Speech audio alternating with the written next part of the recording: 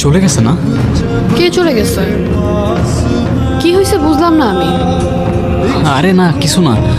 ওই একটা ফ্রেন্ডের সাথে দেখা হয়েছিল আমার, ফয়সাল। অযথা মাথা খাইতেছিল আমার। তোমার তো তোমার ফ্রেন্ডের সাথে কথা বলার জন্য হাজারো সময় আছে, শুধু আমার সাথে কথা বলার জন্যই সময় হয় না। অযথা এসব কথা কেন বলো? তুমি তো জানো কাজ নিয়ে ব্যস্ত থাকি, কারণ টাইম না পেলে আমি কি করব?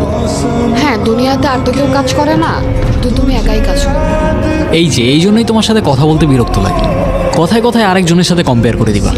ও আচ্ছা, এখন আমার সাথে কথা বলতে বিরক্ত লাগে তোমার? হ্যাঁ, তো লাগবে না? এরকম ফালতু কথা বললে বিরক্ত লাগবে না? কারণ কথা বলতে সময় না পেলে আমি কি করব? আমার একটু বলবা? হ্যাঁ, আমিই তো এখন ফালতু তোমার কাছে। এত কষ্ট করে দেখা করতে আসবো, এসে এসব শুনবো তোমার কাছ থেকে। হ্যাঁ, তো আইসো না। আসতে বলছি আমি প্রতিদিন। খেয়ার কাজ নাই, প্রতিদিন আবার কে দেখা করে? হ্যাঁ ঠিক আছে, রিলেশনশিপ। তোমার আমাকে ভাল লাগে, আমার তোমাকে ভাল লাগে।